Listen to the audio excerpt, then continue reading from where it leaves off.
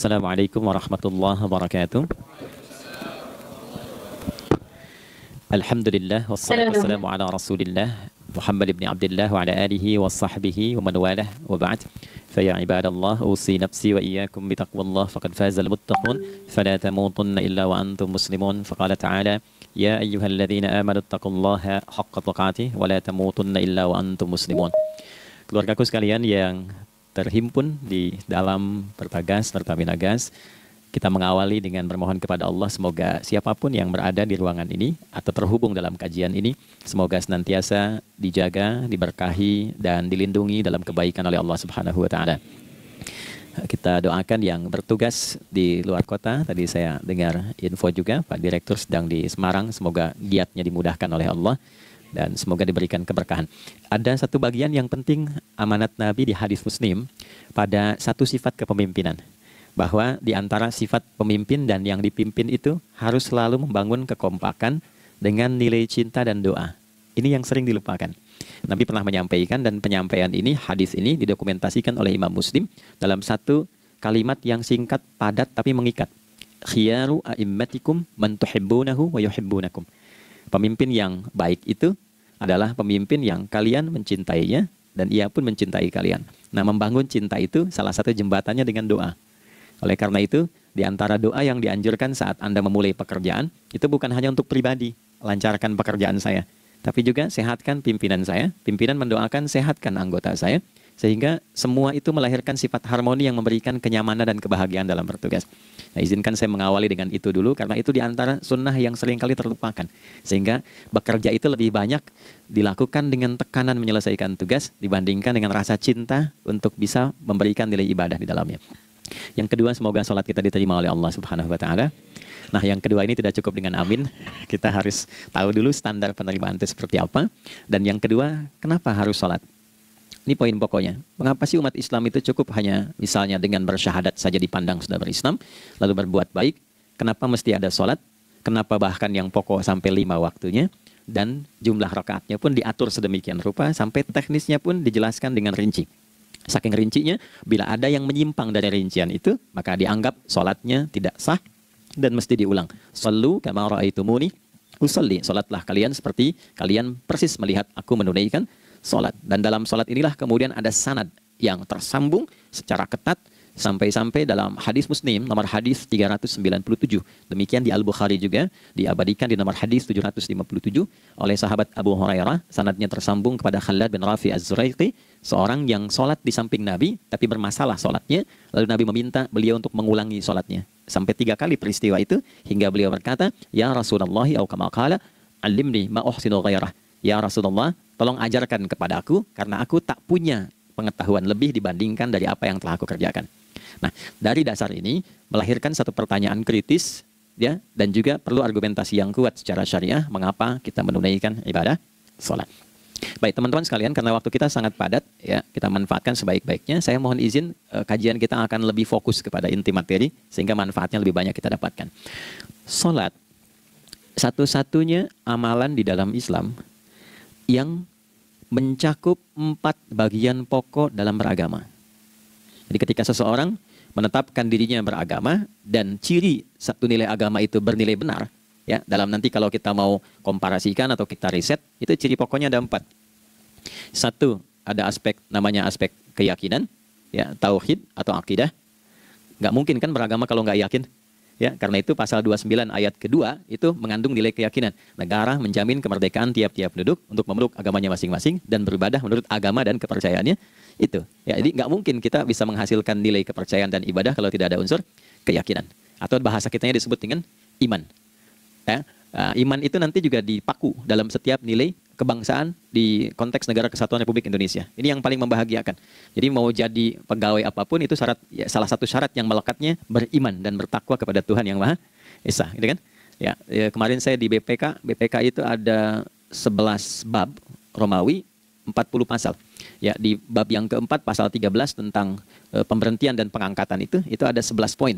A sampai K. Di poin B yang keduanya, syarat menjadi bagian dari anggota BPK itu beriman dan bertakwa kepada Tuhan Yang Maha Esa. Baik, di Undang-Undang Pendidikan, Sisdiknas nomor 20 tahun 2003 Itu kalau kita baca dari poin menimbang ada 4, di poin B-nya saja sudah ada iman. Ya, Undang-Undang Dasar 1945 mengamanatkan pemerintah mengusahakan satu sistem pendidikan ya nasional yang meningkatkan keimanan dan ketakwaan pada Tuhan Yang Maha Esa serta akhlak mulia, baru mencerdaskan kehidupan bangsa. Ya, secara singkat, 1, agama dianggap benar kalau ada doktrin keimanan, ada akidah, ada tauhidnya. Yang kedua, ada ibadahnya. Ya, sebagai pembuktian kita beriman, buktinya apa? Ya kan? Saya beriman kepada Tuhan, kita tetapkan, misalnya Allah. Apa pembuktian keberimanan kita kepada Allah?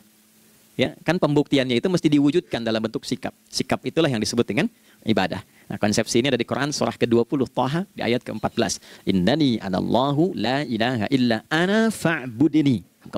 Ya, sungguh aku tegaskan bahwa akulah Allah, satu-satunya Tuhan yang layak dipertuhankan dan disembah.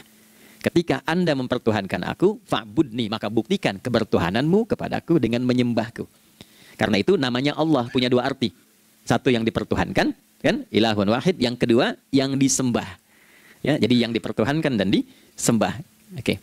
3. Yang ketiga harus punya unsur praktikal atau implementatif dalam interaksi kehidupan. Ya, jadi bukan cuma nyembah Tuhan, bimbingan kehidupannya apa? Implementasi dari ibadah itu. Ya, ciri umat beragama itu kan bukan hanya sekedar saya yakin, beriman, saya ibadah. Terus bukti ibadah itu dibawa dalam berinteraksi hariannya seperti apa wujudnya. Ya, makanya ketika dulu orang itu jujur, orang itu bangga dengan kejujurannya bukan sebagai orang jujur, tapi sebagai muslim. Jadi ketika ditanya, "Kenapa Anda jujur?" "Karena saya muslim." Ketika ada seorang penggembala di Sahara yang sangat gersang, diuji oleh Umar bin Khattab, ingin diambil kambingnya, kan kisahnya viral kan? Baik ya? Oh, tapi ini bukan punya saya. Bilang aja pada tuan Anda, kalau kambingnya hilang 1 dimakan serigala. Lantas di mana Allah?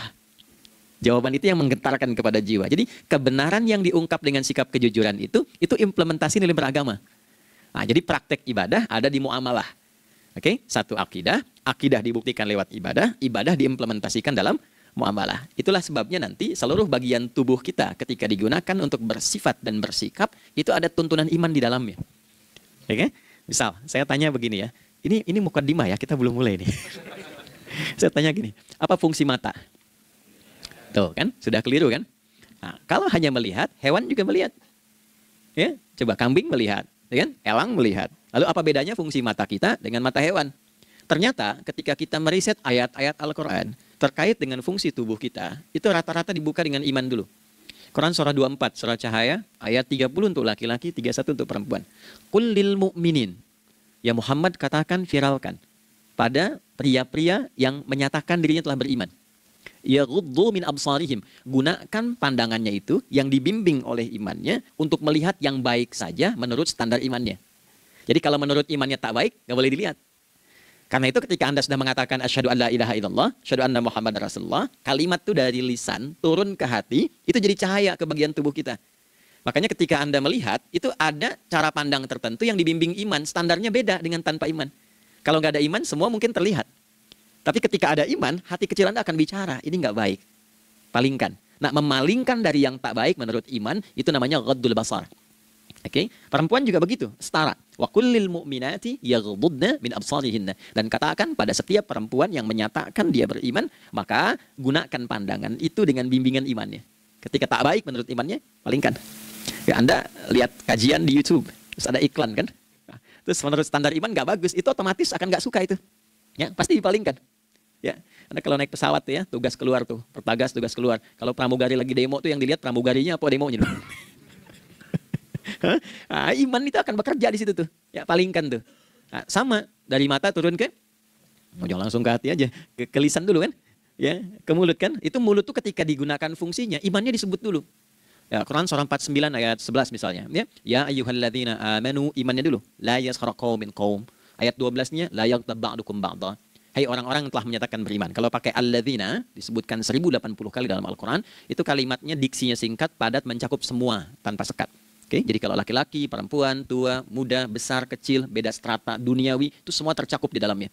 Hei semua yang telah menyatakan beriman, gunakan imanmu untuk membimbing lisanmu bertutur.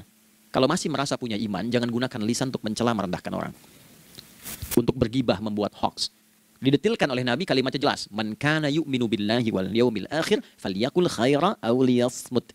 Siapapun. Nah, dari alladzina ketika dirinci pakai man. Ya, man itu bentuk tunggal ya personal, tapi maknanya general. Jadi kalau Anda, saya, kita baca ayat atau hadis, ada man, posisikan Nabi sedang bicara ke kita. Ya, hey Adi Hidayat, posisikan Nabi bilang gitu tuh. Kalau engkau merasa beriman sama Allah dan yakin dihisab di hari kiamat, jaga lisanmu. Katakan yang baik dengan bimbingan imanmu, tak mampu engkau diam. Jadi cukuplah suami istri itu menggunakan satu hadis ini, pasti sakinah itu muncul dalam kehidupan rumah tangganya. Ya, itulah sebabnya kenapa sakinah didahulukan dibanding mawaddah. Hati-hati ya, Mbak, walaupun namanya sakinah, nggak ada ini, nggak akan datang tuh ketenangan tuh. Ya, ada yang tahu nggak rahasianya? Kenapa sakinah duluan dibanding mawaddah? Ya, 5 juta. Ya, waktu habis, karena padat sekali. Maddah, jamaknya mawaddah, rasa kasih yang tumbuh dari pemberian materi. Jadi kalau rumah tangga itu ingin cenderung pada kebahagiaan, boleh berbagi dengan materi. Ya, istri cemberut, ya, Anda datang dengan senyuman, sayang, kenapa? Ya, ini emas 2 kilo, ya. Nah itu pasti sehat lagi tuh. Ya, itu mawaddah. Tapi maaf, walaupun Anda mapan bekerja, harta cukup melimpah, ruah, tapi tidak ada ketenangan di rumah tangga, tidak ada sakinah, maka hampa kehidupan rumah tangga itu. Itulah sebabnya kenapa di Quran sakinah lebih dulu dibandingkan dengan mawaddah. Saya tanya ibu deh, ibu pilih mana? Kaya tapi gelisah atau miskin tapi tenang? Oke. Saya paham itu. Saya paham. Suami juga sepakat semuanya. Ya, artinya apa? Kita nggak bisa menghilangkan unsur ketenangan. Oke, itu hanya pembuktian argumentatif ya. Supaya kajiannya lebih kepada argumen. Jadi ada akidah, terkorelasi dengan ibadah, implementasinya di aspek muamalah. Nah, nanti cara bermuamalahnya diatur lewat akhlak namanya. Bagaimana bermuamalah yang baik. Kan Anda, maaf ya, berekspresi kepada pimpinan dengan kawan kan berbeda. Oke, kepada orang tua dengan anak kan lain. Nah, yang mengatur interaksi kita sehingga terjalin harmoni yang baik, itulah yang disebut dengan akhlak. Nah, 4 poin inilah yang menjadi inti dakwah Nabi SAW ketika diutus oleh Allah Subhanahu wa Ta'ala. Memastikan 4 ini bisa optimal kita lakukan dalam kehidupan. Bonusnya yang kelima, selalu meningkatkan inovasi sehingga selalu mendapatkan hal baru dalam kehidupan. 5 ini digabungkan di Quran surah kedua Al-Baqarah di ayat 151. Kama arsalna fikum rasulam minkum yatslu alaikum ayatina. 1, oke, wa yuzakkikum. 2, akhlak. Wa yuallimukumul kitaba. 3, wal hikmah. 4, 5, wa yuallimukum ma lam takunu ta'lamun. Kelima-limanya ini digambarkanlah dalam bentuk ibadah yang melatih kita sebagai pondasi awal menuju dan memantapkan 5 hal ini, yaitu sholat. Itulah sebabnya kenapa sholat yang pokok dilakukan 5 waktu dalam sehari untuk mewujudkan 5 hal ini dalam kehidupan, dan satu-satunya ibadah yang mengumpulkan 5 aspek ini dalam prakteknya hanya sholat. Hanya sholat. Oke, mari kita detilkan, kita rinci, dan di sini kita akan mulai kajian kita. Yang tadi mukadimah ya. Baik, kita punya 30 menit, wah padat sekali. Bismillahirrahmanirrahim. 1. Sholat adalah perwujudan iman seorang hamba. Karena itulah kalimat sholat pertama kali disebutkan dalam Al-Quran, itu letaknya setelah kalimat iman. Al-Baqarah ayat 3, Alladzina yu'minuna bil ghaibi wa yuqimunas sholat. Orang-orang yang telah menyatakan beriman dan konsisten menjaga imannya. Beda alladzina amanu dengan yu'minun. Amanu telah beriman. Tapi kalau dia komitmen dan konsisten terus menjaga imannya sampai saat dia berpulang pada Tuhannya, maka berubah nanti bentuknya kalau di bahasa Arab jadi mudhari'. Kalau di bahasa Inggris kan itu punya 3 arti, present, continuous, and future. Jadi kalaupun sekarang terus berlangsung sampai masa depan pun saya tetap akan beriman. Nah, pembuktian untuk menjaga iman itu pembuktian utamanya pada sholat. Itulah sebabnya satu-satunya amal ibadah dari rukun Islam yang 5 itu, ya, satu-satunya amal ibadah yang disebut iman dalam Al-Quran hanya salat. Teman-teman boleh buka Quran surah kedua Al-Baqarah di ayat 143. Ya, di pertengahan ke ujung ayatnya. Saya percepat. Wa ma kana Allahu liyudhi'a imanakum. Dan Allah nggak akan pernah menyia-nyiakan salat seseorang yang dikerjakan karena imannya. Ayat ini turun, maaf, ketika ada terjadi pergantian arah kiblat dari yang tadinya semula ke Masjidil Aqsa, lalu berputar 180 derajat, beralih ke Masjidil Haram. Nabi sedang berada di luar Madinah. Madinah tempo dulu, wilayahnya nggak seluas cakupan sekarang. Ya, kalau diilustrasikan, area sekitaran Masjid Nabawi sekarang itulah Madinah lah. Di luar itu sudah di luarnya. Nah, Nabi sedang sholat, riwayatnya banyak menyebutkan, ada yang mengatakan zuhur, ada asar, ada maghrib. Di pertengahan itu turunlah Al-Baqarah ayat 144. Qad nara taqalluba wajhika fis sama' falanuwalliyannaka qiblatan tardaha fawalli wajhaka syatral masjidil haram. Maka berputarlah dengan turunnya ayat ini 180 derajat menghadap ke arah Masjid Al-Haram. Problemnya adalah ketika Nabi dan pengiring beliau kembali ke Madinah, area Masjid Nabawi, kan nggak semua masyarakat ikut. Maka virallah informasi itu bahwa kiblat telah beralih ke kiblat awal, yaitu Ka'bah Al-Musyarrafah. Maka penduduk panik pada saat itu. Status sholat kami yang tadi dikerjakan bagaimana? Karena sudah nggak bisa diulang, sudah pindah waktu. Maka turunlah kemudian firman Allah yang Al-Baqarah 143 itu, wa ma kana Allahu liyudhi'a imanakum. Karena engkau mengerjakan sholat itu dengan imanmu, maka Allah nggak menyia-nyiakan imanmu itu.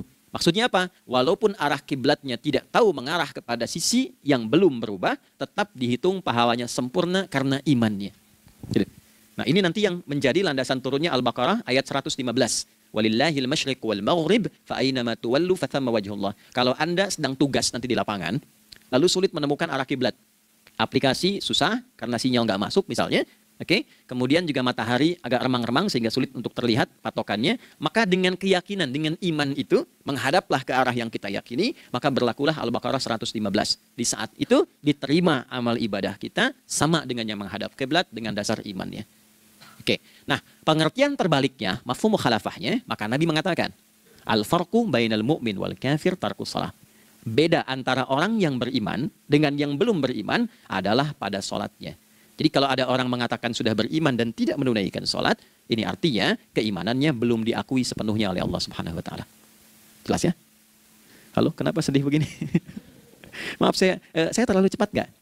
Enggak ya? Baik. Jadi dalam poin ini penting pembedanya di sholat. Itulah sebabnya kenapa dari kecil kan, usia sekian, dari mulai 3 ke arah 7 tahun contohkan. Ya, orang tuanya sholat bentangkan sejadah. Kalau bisa, kalau anak sudah mulai suka tuh kasih model sejadah yang anak-anak sukai bentuknya. Ya, dulu ada anak saya senang model mobilan, saya tidak sebutkan supaya tidak endorse gitu ya. Dikasih sejadah dengan pola itu, dia senang tuh ikutin. Kita nggak minta sholat, dia datang sendiri. Ya, nanti setelah mulai 7 tahun kan baru diajarkan dengan baik, diajak ke masjid kalau yang laki-laki. Demikian seterusnya. Ya, mengapa dari awal dituntun seperti itu? Untuk memberikan sebuah penguat bahwa penjagaan iman dimulai dari sejak dini. Ya, tapi di Indonesia saya perhatikan kelasnya sudah advance. Ya, TK sudah manasik gitu. Okay. Itu satu ya. Karena nanti kalau Nabi bilang begitu artinya akan terjadi orang mengatakan beriman tapi tidak sholat. Ya, makanya keras dari awal Nabi katakan bahwa pembeda antara orang yang beriman dengan yang baru klaim beriman itu pada sholatnya. Ya, pada sholatnya. Mengerjakan sholat maka sah status imannya, tidak menunaikan sholat maka bermasalah imannya. Itu poin yang pertama. Yang kedua teman-teman sekalian, ibadah. Kita lanjut ya. Sholat adalah bagian pokok terpenting dari ibadah. Nah, di sini kita akan mulai membuka sedikit rahasia terkait dengan aspek ibadah ini. Teman-teman sekalian, ternyata sholat ini ketika oleh Allah diturunkan dalam Al-Quran, dalam konteks penunaian ibadah, bukan berarti hanya mengkoneksikan atau mengkorelasikan hubungannya dengan iman saja, bukan. Karena saya beriman, saya buktikan ibadah nyembah Allah lewat sholat. Dalilnya Quran surah ke-20 ayat 14. Innani anallah, la ilaha illa ana. Aku tegaskan akulah Allah, nggak ada Tuhan yang layak dipertuhankan dan disembah kecuali saya.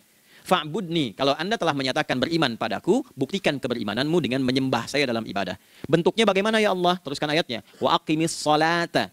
Tunaikan sholat sebagai bukti ibadah. Itu li dzikri, sebagai zikir kepadaku. Jadi korelasi antara ibadah dengan iman, sudah kita sebutkan dalilnya. Sekarang ibadahnya tersendiri ketika ditunaikan, apa manfaat dari ibadah itu?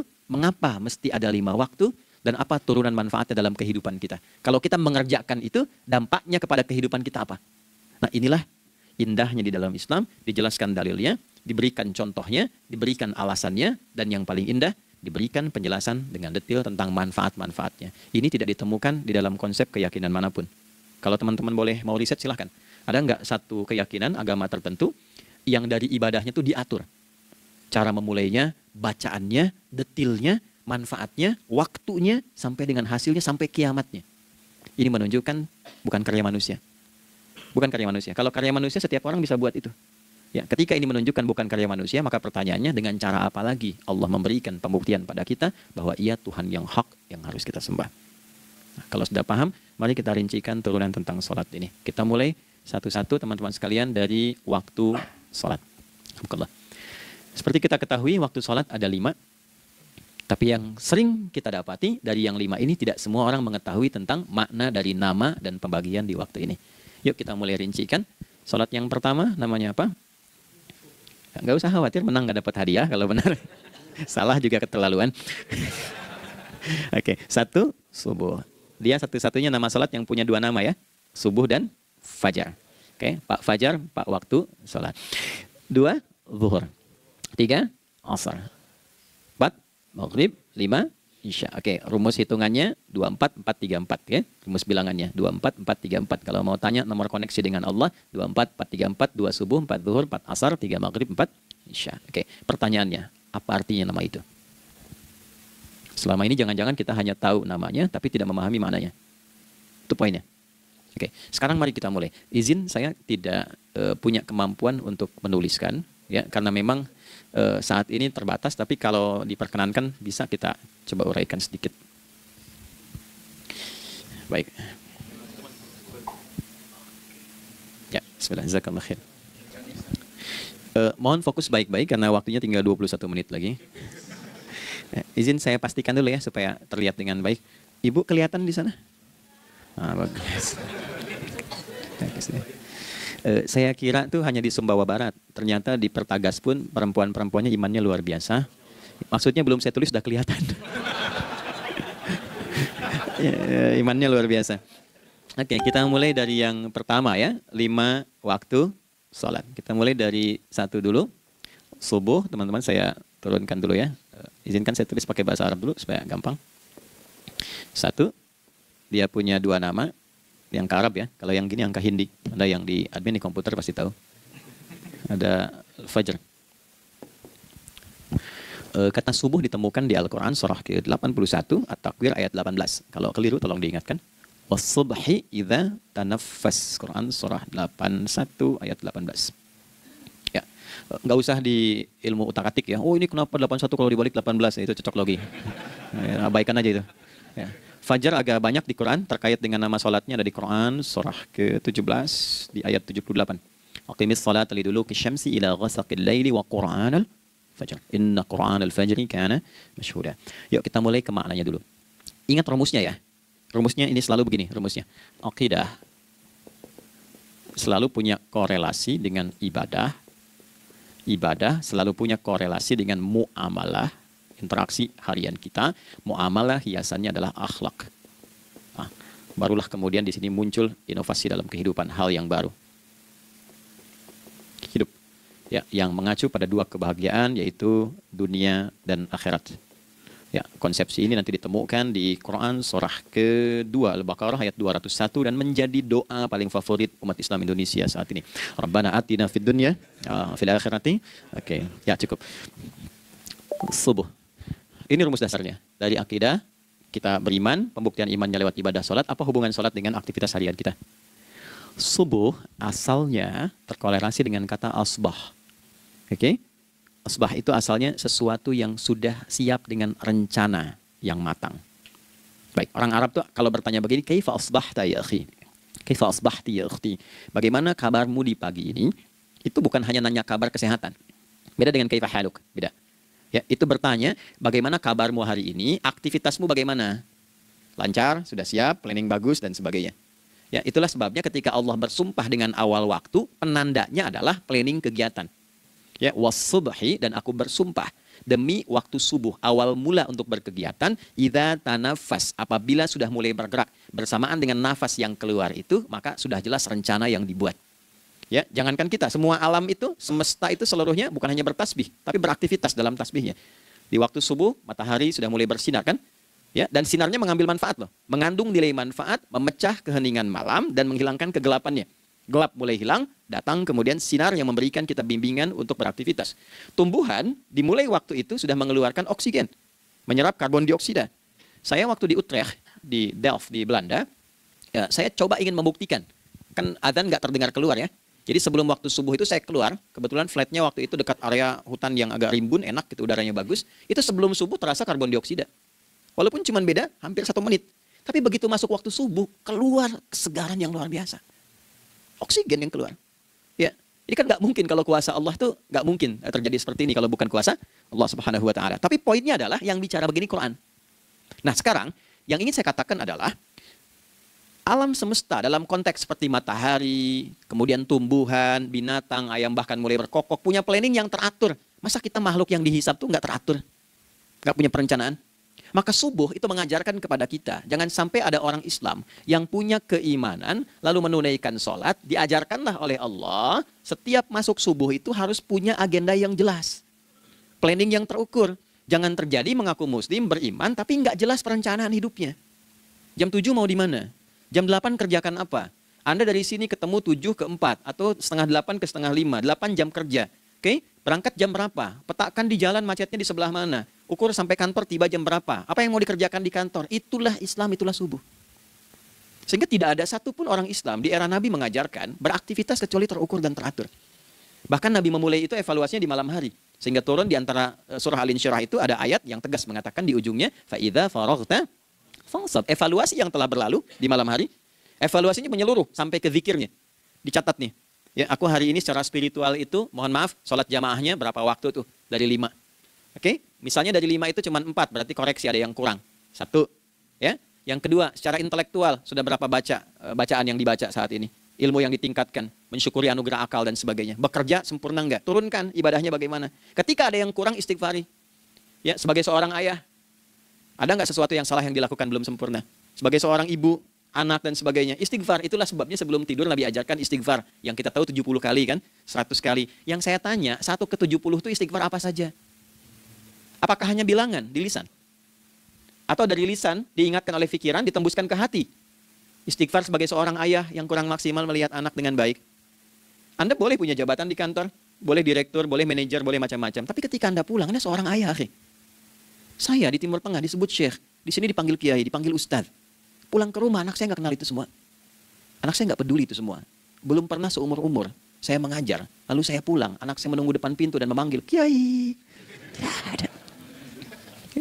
Dia ingin ayahnya. Dia ingin ayahnya. Oke.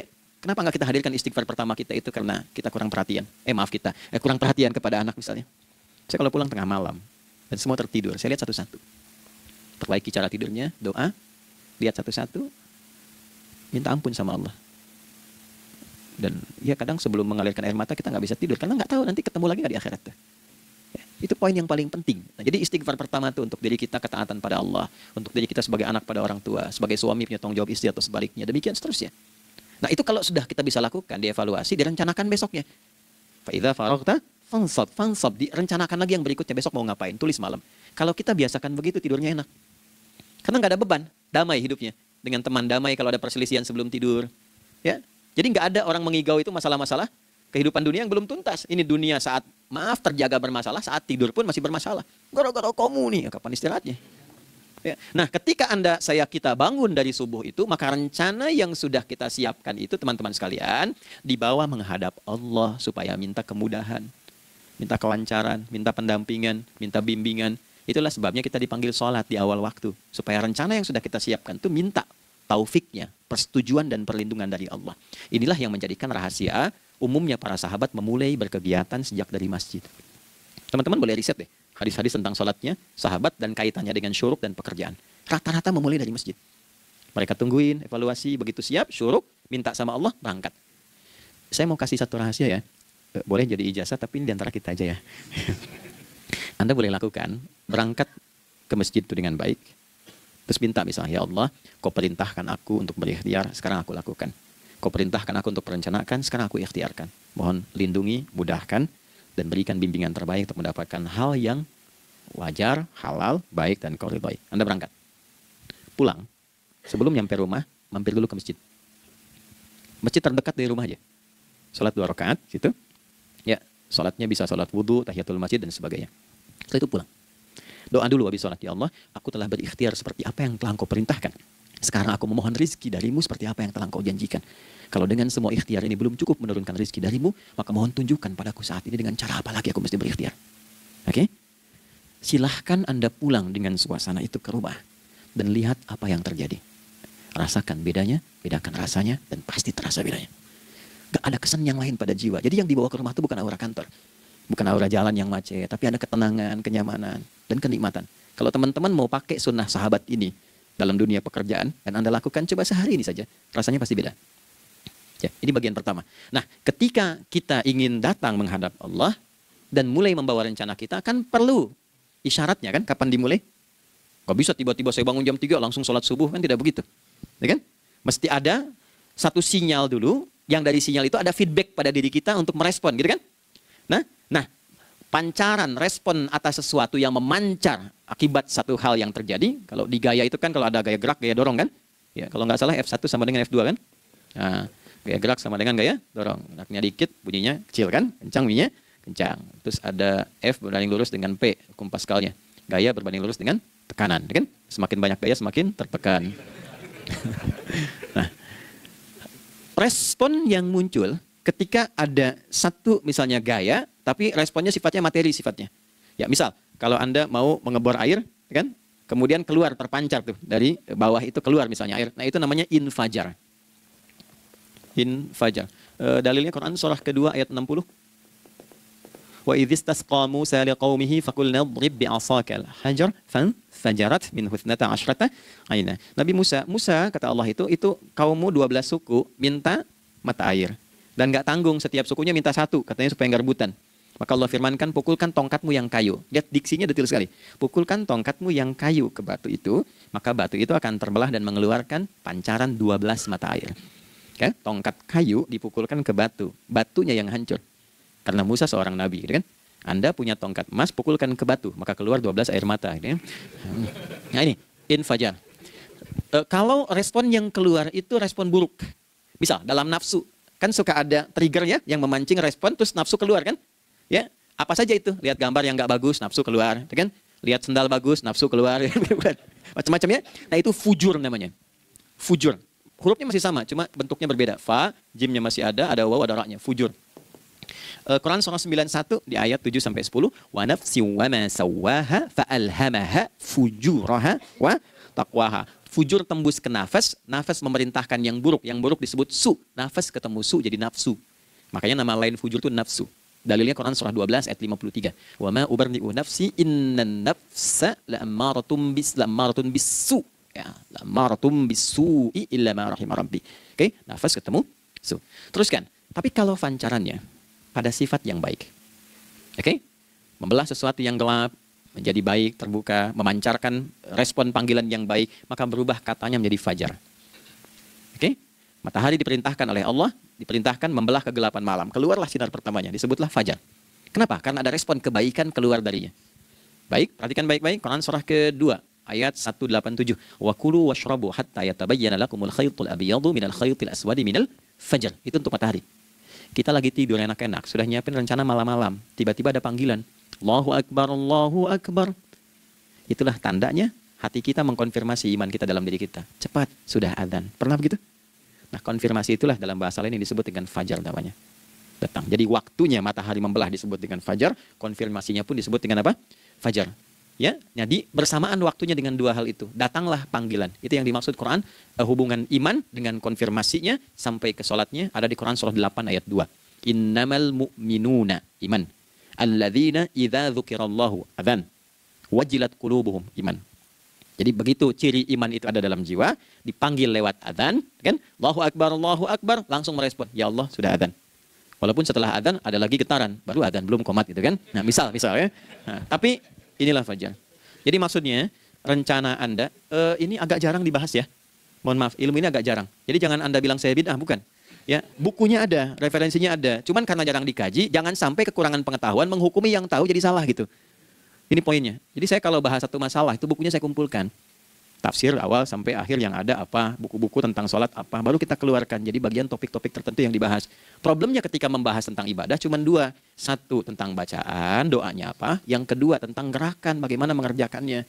Yang ketiga jarang dibahas, hikmahnya apa. Padahal rumus dalam ibadah itu dalam fikih tiga-tiga mesti dipakai. Jadi Quran surah kedua ayat berapa? Ayat 129. Rabbana wab'ats fihim rasulan minhum yatlu 'alaihim ayatika ini wa yu'allimuhumul kitaba ini wal hikmah ini. Barulah kita mendapatkan sesuatu yang baru. Ya, ini wa yuzakkikum dan di 151 Al-Baqarah wa yu'allimukum ma lam takunu ta'lamun. Jadi ini bukan ilmu yang baru, bukan, belum tahu saja. Jadi selama ini yang kita kerjakan jangan sampai terbatas pada ritualnya saja untuk mencukupi ini. Hubungan ritual dengan ini apa gitu. Ya, jadi subuh ini mengkonfirmasi bahwa ada satu keteraturan dalam kegiatan kita. Ya, alhamdulillah. 2, siang. Oke, setelah subuh, fajar, salat apa? Zuhur. Oke, saya tanya pada Anda, zuhur itu artinya apa? Sudah, cukup katakan Allahu a'lam. Waktunya terbatas ya. Anda sahabat ditanya nggak tahu Allahu a'lam. Anda sahabat bukan, tabi'in bukan. Zuhur. Waktu tinggal 4 menit lagi. Oke, teman-teman, kalau kita jeli, ini kan sholat dikerjakan di siang hari kan?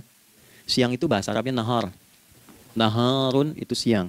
Tapi kenapa sholatnya zuhur? Kok nggak sholat nahar gitu? Ya, lohor, ini paksain tuh. Zuhur, lohor. Ya. Terus sore, biar nyambung cepat. Sore, bahasa Arabnya kan masa. Masa al-khir, selamat sore. Kenapa kok sholatnya asar? Kok sholatnya namanya asar? Oke? Maghrib, isya. Isya kan malam kan? Kenapa nggak lail? Lail itu kan malam. Kalau ada yang istimewa di malamnya, itu lailah namanya. Makanya ketika turun Al-Quran disebut Lailatul Qadar. Karena malamnya istimewa. Beda, lail dengan lailah itu beda. Lail itu waktu malam, lailah ada yang istimewa di malam itu. Ya, jamaknya lail, layali, lela, lili, lala, itu malam. Ibu lili, ibu malam-malam. Ya.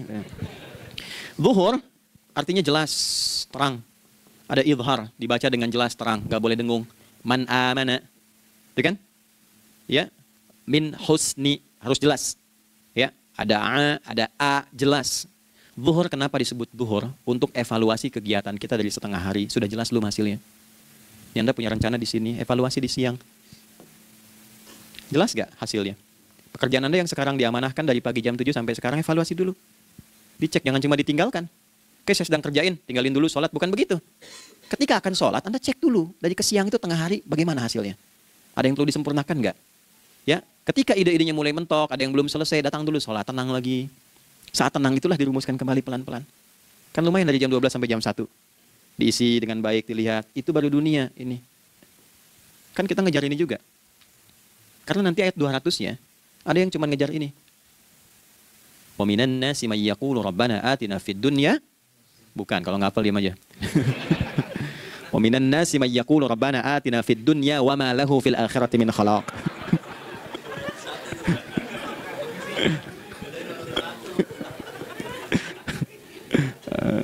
Udah, paham kan? Dan di antara manusia ada yang fokusnya hanya dunia yang dikejar. Sehingga nggak kebagian akhiratnya. Padahal dia tahu dia mau pulang. Yang lebih aneh lagi, pengen pulang surganya Firdaus dekat dengan Nabi. Tapi tiap hari kerjakan dunia, dunia lagi, berangkat gelap, pulang gelap. Terus meninggal gelap juga. Kan repot. Nah, maka mesti investasi kan? Anda kalau tugas keluar kan, apalagi keluar negeri kan hukumnya beda. Bekalnya pun tidak sama.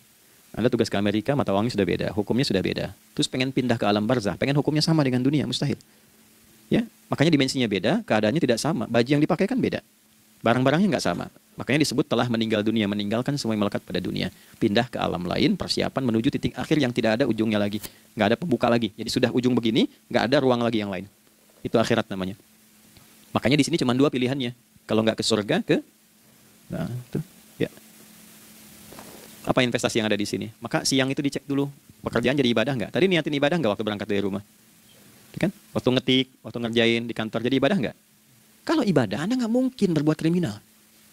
Anda nggak mungkin berbuat maksiat. Nggak mungkin nipu, nggak mungkin nyogok. Nggak mungkin korupsi. Kan lagi ibadah. Nggak mungkin curang. Kan lagi ibadah. Anta budallaha ka'annaka tarah. Anda itu mengerjakan segala hal sebagai ibadah, merasa diawasi Allah. Fa in lam takun tarah fa innahu yarah. Kalaupun Anda merasa nggak melihatnya, Anda yakin Anda dilihat. Itulah kerja pakai iman, maka ini di bawah akidahnya. Jangan ditinggalkan. Nah, inilah yang selama ini kita butuhkan. Ya. Inilah yang melahirkan nilai etik, makanya adanya dalam jiwa. Takwa itu kan dalam jiwa, melahirkan etos. Etos mendorong kepada logos, logos melahirkan patos. Kepantasan dalam bekerja. Jadi Anda sekuat apapun ilmunya, kalau nggak punya etos, itu rusak.